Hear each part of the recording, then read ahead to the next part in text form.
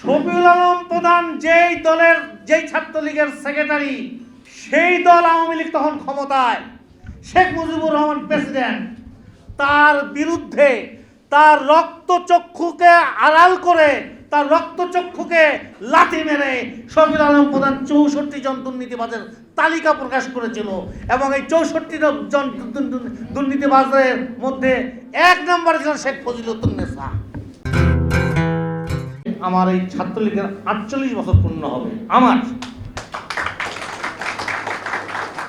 এই সংগঠন জন্ম দিয়েছে জাগপার জনক শফিউল আলম প্রধান। তার সাথে আমরা এখন বলতে পারি একটু গর্ব করে যে আমরা এখন বুঝি চাচা হয়েছি জাগপার। যাই হোক, এই প্রাণের সংগঠন, এই সংগঠনে ঢুকে ৭৭ সালের পর থেকে আমাদের যে আন্দোলন, সেই আন্দোলনের ঘাত প্রতিঘাতের মধ্য দিয়ে আমি রাজশাহী বিশ্ববিদ্যালয়ে ভর্তি হলাম। রাজশাহী বিশ্ববিদ্যালয়ে ভর্তি হওয়ার পরে প্রথম একটি প্রতিকূল অবস্থা ১৯৮২ সালের ১৫ই আগস্ট নাজাত দিবস পালন করতে হবে। সেদিন রাজশাহী বিশ্ববিদ্যালয়ে থমথম অবস্থার সৃষ্টি করেছিল এই জাগপার ছাত্রলীগ।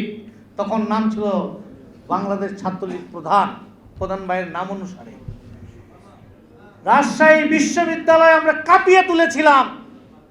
সবার ভিতরে একটি আতঙ্ক বিরাজ করছিল যে ১৫ তারিখে কি হবে। আমরাও যারা আতঙ্কিত হচ্ছিলাম, আমরা খুব উৎসাহ বোধ করছিলাম যে সবার মনে একটা প্যানিক সৃষ্টি হোক। এবং সর্বশেষ ১৯৭৫ সালের ১৫ই আগস্ট বেলা ৩টা থেকে প্রচণ্ড গরম, আর রাজশাহীতে একটা গরমের শহর, প্রচণ্ড গরমের মধ্য দিয়ে আমরা সন্ধ্যা ৭টার দিকে আমাদের অনুষ্ঠান সমাপ্ত করলাম। করার পর একটি মিছিল হল। সেই মিছিলের অগ্রভাগে আমি ছিলাম। আমার নেতা শাহজাহান সরকার, উনি ইন্তেকাল করেছেন, তার প্রতি আমার কৃতজ্ঞতা। মনোরঞ্জন দাস বাবলু, যাদের হাত ধরে এই জাগপার ছাত্রলীগে আমার প্রবেশ। এই মনোরঞ্জন দাস বাবলু উনিও পরপারে চলে গেছেন। তাদের হাত ধরে এসে আজকে আমি এখন এই পর্যন্ত আছি। কতদিন থাকি বলতে পারবো না, তবে আছি। যতদিন জীবিত আছি ততদিন তো আছি। এই জাগপার ছাত্রলীগ আন্দোলনের মধ্য দিয়ে শফিউল আলম প্রধান, আমাদের নেতা, তাকে শেখ মুজিব ডেকে বলেছিল ১৯৭৪ সালে যে আগামীকাল জাসদের একটি ঘেরাও কর্মসূচি আছে, সেটা তোমাদের প্রতিহত করতে হবে। শফিউল আলম প্রধানের সভাপতি ছিল মনিরুল হক চৌধুরী। প্রধান ভাই বললেন যে বঙ্গবন্ধু, এটা তো আমাদের দায়িত্ব না, তাদের একটি গণতান্ত্রিক রাইট, তারা একটা একটা সচিবালয় ঘেরাও করতে যাবে, এটার জন্য পুলিশ আছে, পুলিশ দেখভাল করবে আইন শৃঙ্খলা। বলছে না, তোদেরকে দেখতে হবে। বলছে বাংলাদেশ ছাত্রলীগ করি আমরা কিন্তু আওয়ামী লীগের অঙ্গ সংগঠন না, আমরা সহযোগী সংগঠন। এবং সেদিন শফিউল আলম প্রধানরা পান্ডামি গুন্ডামি করার জন্য যায় নাই। শফিউল আলম প্রধানরা ভ্যানগার্ড হিসাবে আওয়ামী লীগকে রক্ষা করার চেষ্টা করছে শেখ মুজিবের একতরফা জিদের কারণে এবং সর্বনাশা খেলার কারণে এটা হয় নাই।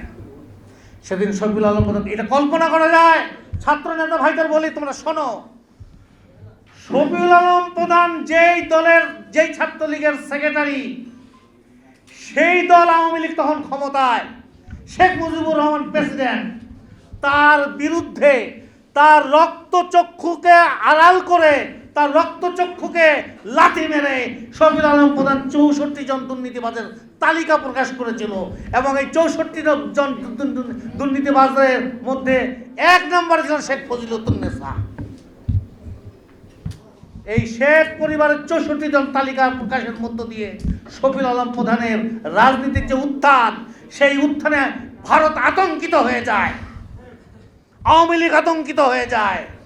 এবং আতঙ্কের মধ্য দিয়ে তারা একটা নতুন খেলা সৃষ্টি করে।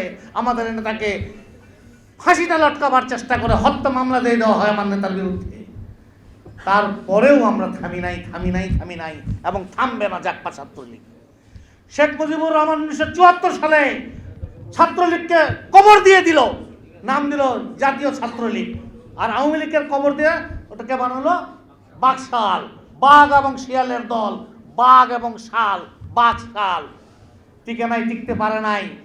তারই উত্তরাধিকার আজকে এই শফিউল আলম প্রধান এবং আমাদের একচ্ছত্র আধিপত্য মধ্য দিয়ে আমরা বাংলাদেশের মাটিতে এই ছাত্রলীগ প্রতিষ্ঠা করেছি। এবং এই ছাত্রলীগ অরিজিনাল ছাত্রলীগ, এই ছাত্রলীগ হচ্ছে আসল ছাত্রলীগ, যেই ছাত্রলীগ দেশ মাতৃকার রক্ষার জন্য 1948 সালে জন্মলাভ করেছিল, সেই ছাত্রলীগ হচ্ছে এই জাগপা ছাত্রলীগ। বাকিরা এখন যারা আছে সব ভুয়া, সব ভুয়া। ওই 14 দলের মধ্যে কিছু আছে চোর, বাটপার, স্বার্থ শিকারী, পরনির্ভরশীল, দাসের দাস, তস্ত দাস, ভারতের দাস, তারাও ছাত্রলীগ, আসল ছাত্রলীগ না। যাই হোক, অনেক কথা বলতে চেয়েছিলাম। আমার ঘটনাটা হয় কি, আমি দলের সেক্রেটারি তো এমনিও অসুস্থ, আসতে চেয়েছিলাম না, কিন্তু আমার প্রেসিডেন্ট আসবে এটা আমার জন্য ম্যান্ডেটরি ছিল, এই জন্য আমাকে আসতে হয়েছে। যাই হোক, সবাইকে অনেক ধন্যবাদ। বিজয়ের পথে যাত্রা শুরু, জীবন অথবা মৃত্যু। ছাত্র ভাইদের যে ঐক্য, এই ঐক্য অটুট থাক। ছাত্ররাই আমাদেরকে রক্ষা করবে এই আশাবাদ ব্যক্ত করে, এই জাতিকে রক্ষা করবে এই আশাবাদ ব্যক্ত করে আমি আমার বক্তব্য। জুলাই অভ্যুত্থানের মাধ্যমে স্বৈরাচারী শেখ হাসিনা পতনের পরে বাংলাদেশ যখন একটা সিন্দাবাদের দৈত্যকে বাংলাদেশ থেকে বিতাড়িত করেছে, ঠিক তারপরেই আমরা দেখলাম একটা গোষ্ঠী বিগত সময়ে 71-এর মুক্তিযুদ্ধকে যেভাবে চুরি করে 71-এর চেতনাকে বিক্রি করে খেয়েছে, একটা মহল এই জুলাই অভ্যুত্থানকে বিক্রি করা শুরু করেছে। গতকালকে আপনারা দেখেছেন ময়মনসিংহে কি ঘটনা ঘটেছে। ডিসি অফিসে গিয়ে সেই স্বৈরাচারের দোসর কাউন্সিলরকে পুনর্বাসনের জন্য বৈষম্য বিরোধী ছাত্র আন্দোলনের সমন্বয়ক নাম দিয়ে তারা ডিসিকে চাপ প্রয়োগ করেছে এবং বলেছে যে দুই একজন জাসদ বা আওয়ামী লীগের দোসরদের এখানে থাকলে তার কি সমস্যা, এটা তারা জিজ্ঞেস করছে বা জানতে চেয়েছে। এই যে আওয়ামী লীগের দোসরদের পুনর্বাসনের চিন্তা ভাবনা, এটা বৈষম্য বিরোধী ছাত্র আন্দোলনের মাথায় কিভাবে এলো ছাত্র সমাজ তা জানতে চায়। আমরা 5 তারিখের পরে যখন 13 তারিখে সব ছাত্র সংগঠন 34টি ছাত্র সংগঠন একসাথে বসেছিলাম, তখন আমরা দাবি জানিয়েছিলাম বৈষম্য বিরোধী ছাত্র আন্দোলনের যে প্ল্যাটফর্মটা সেটা আর দরকার নেই, সেটাকে ভেঙে দেওয়ার জন্য। তখন তারা আমাদের বলল যে বৈষম্য বিরোধী ছাত্র আন্দোলন একটা প্রেসার ক্রিয়েট গ্রুপ হিসাবে তারা কাজ করবে, সরকারকে প্রেসার ক্রিয়েট করবে। কিন্তু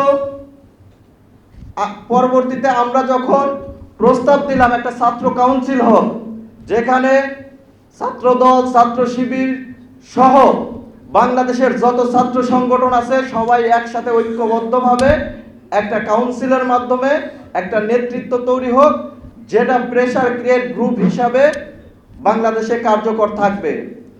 কিন্তু সেই ছাত্র কাউন্সিল তারা ঘোষণা দিয়েও পরবর্তীতে এটা বাস্তবায়ন করেনি। কোন স্বার্থে? এখন বিভিন্ন জায়গায় তারা কমিটি দিয়ে বেড়াচ্ছে। কমিটি দেন, সমস্যা নাই, আপনারা রাজনৈতিক দল করেন, সমস্যা নাই, কিন্তু প্রকাশ্যে করেন, গোপনে না।